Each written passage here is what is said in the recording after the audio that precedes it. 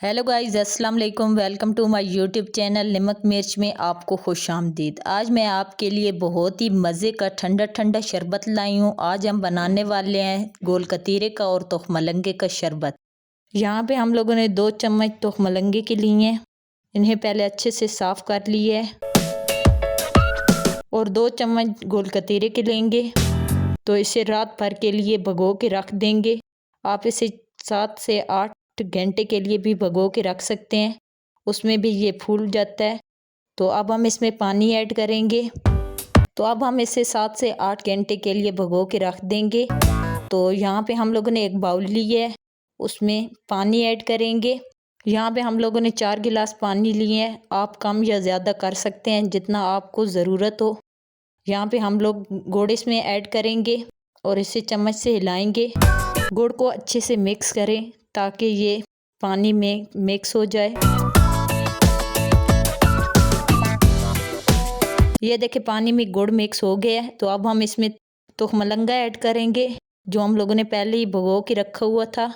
यह शरबत बहुत ही ज़्यादा मज़े का और ठंडा ठंडा बनता है। तो आप इन गर्मियों में इस शरबत को ज़रूर बनाएं। उम्मीद है आपको बहुत ही ज़्यादा पसंद आएगा। तो अब हम इसमें गोल कतीरा ऐड करेंगे। इन सब को अच्छे से मिक्स कर लें।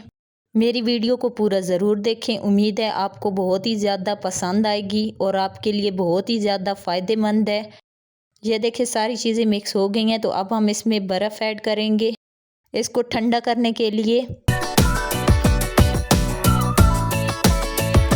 हमारा शरबत बन के तैयार है। यह शरबत बनाना बहुत ही ज़्यादा आसान है और बहुत ही मज़े का बनता है। आप इस शरबत को पीकर देखें, मिनटों में गर्मी को दूर भगाएगा।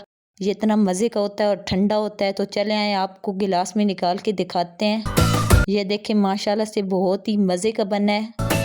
ये रेसिपी बहुत ही मज़े की और मिनटों में तैयार हो जाने वाली रेसिपी है। तो आप इससे अपने घर में बनाएं और अपने मेहमानों के लिए बनाएं। उम्मीद है वो भी पीकर बहुत ही ज़्यादा खुश होंगे।